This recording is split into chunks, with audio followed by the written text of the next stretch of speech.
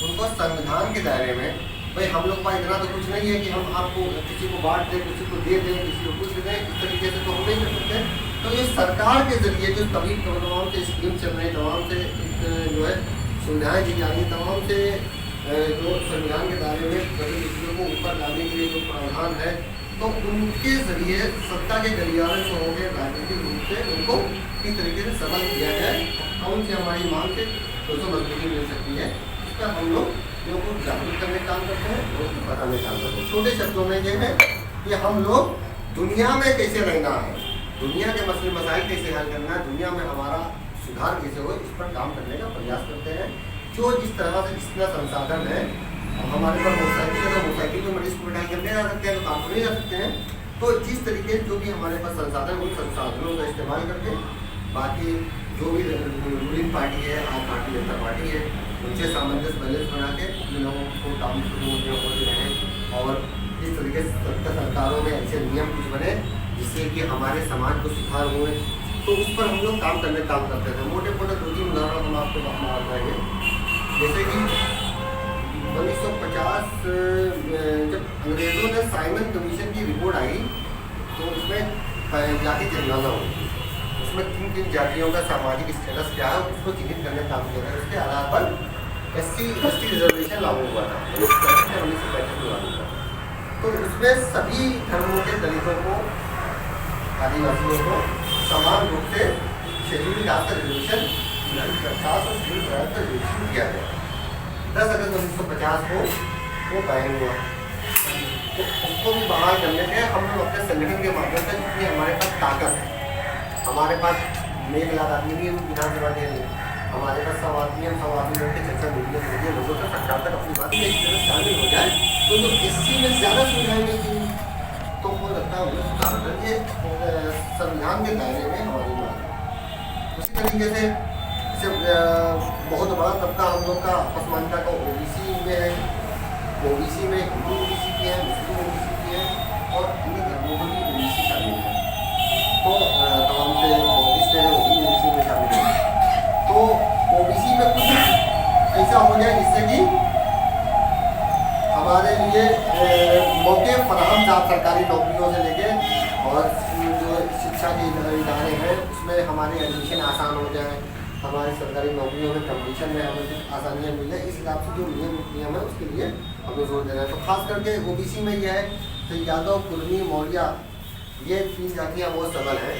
तो OBC कोटे में 27% जो नौकरियाँ होती हैं, तो अक्सर अब एक पहलवान से, एक मजदूर से, एक कमजोर से लगा दिया जाए, पहलवान तो पटक ही देगा। अब ये समझ लीजिए एक पहलवान जाति है, तो हम लोग की हमेशा से मांग रही है बिहार की तरफ पर OBC में कोटे में डिवीज़न, जैसे बिहार में है यादव, कुर्मी, मौर्य, ये OBC में है।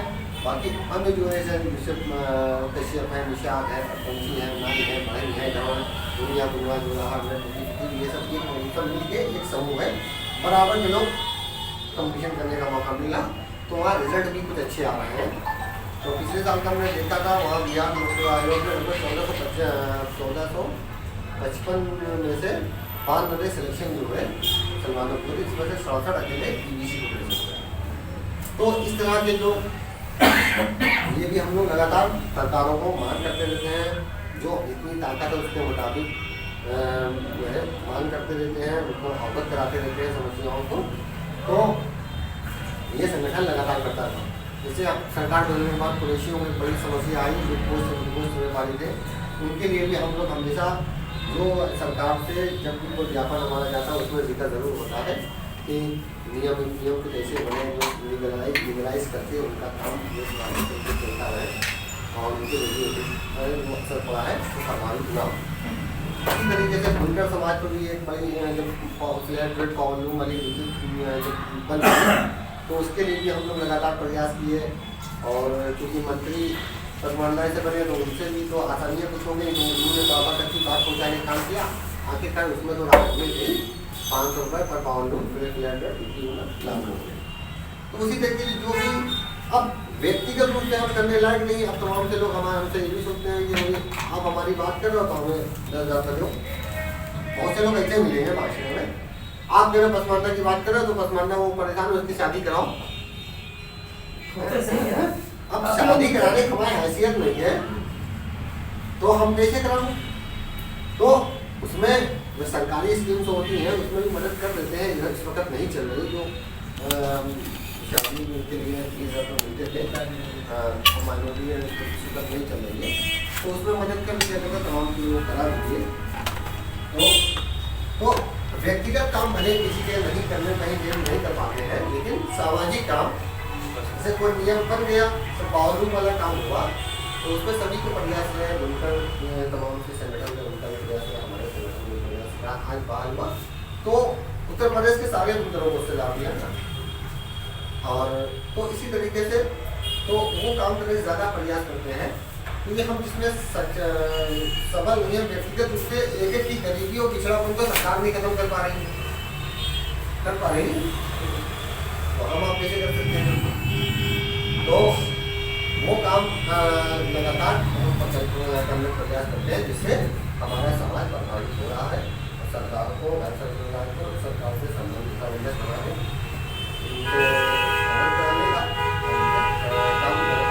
मांग करें। कल ही ऐसे JPC आ रहे हैं वक्त वो संशोधन बिल के ऊपर यहाँ JPC लखनऊ वाला कौन सा होटल है कल 10 बजे से जो वक्त बिल जो आया था संसद में उसमें JPC आ रही है। उसमें जॉइंट पार्लियामेंट्री कमेटी बन रही है उसमें जो सत्ता पक्ष में कुछ सांसद हैं और विपक्ष में सांसद हैं तो सब आ रहे हैं। तो अलग अलग स्टेट्स में जो लोकतांत्रिक तरीका है कि लोगों से राय और लोगों से सुझाव जानने के लिए क्या इसमें तब्दीली किया जाए, क्या इसमें सुधार है, क्या जरूरत है, इस तरीके से लोगों की राय जानने के लिए हर स्टेट में कल बंगाल में मौका मिला ये बात करने का।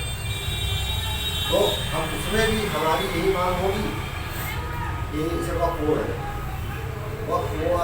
वक्फ का जो इजाद हुआ कि अल्लाह की संपत्ति कहा जाती है और उस संपत्ति से जो अर्जित रकम है जो आमदनी है और या उस संपत्ति को गरीबों की फलाही के लिए खर्च करने का प्रावधान है जो वक्फ का जो असल मकसद है।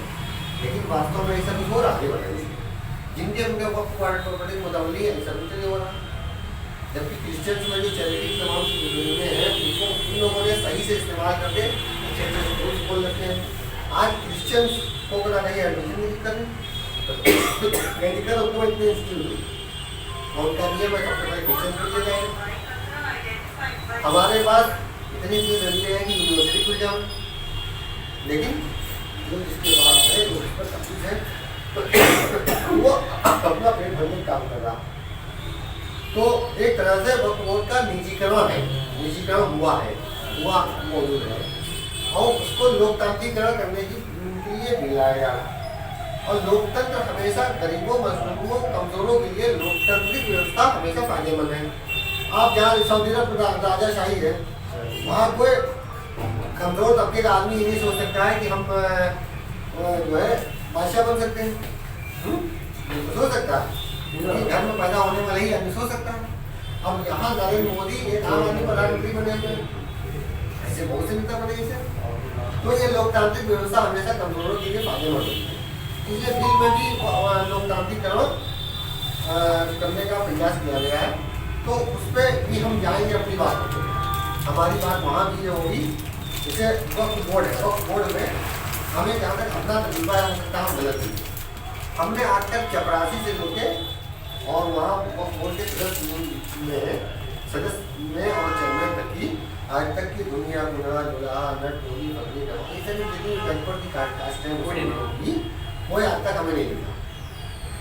वो आज तक नहीं लिखा। एक मरतबा कुछ वैकेंसी निकली हुई जो इकबाल भैया आशिक इब्राहिम के लड़के हैं वो कहे कि मेरा लड़का थोड़ा घर में माली तंगी चल रही है मेरा लड़का हो जाए तो कुछ हमारा आसानी हो जाएगी। तो हमने सिफारिश की थी तभी नहीं हुआ तो वो सब अपने लोग रखेंगे।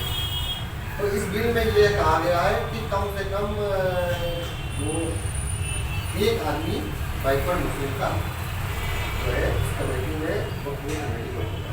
तो हमारी ये मांग है हमारी ये मांग उसमें ये रहेगी कि जिस तरीके से OBC को 27% का आरक्षण मिला हुआ तो उसमें भी वक्फ बिल में भी जो वक्फ बोर्ड में भी हमें 27% आरक्षण मिल जाए।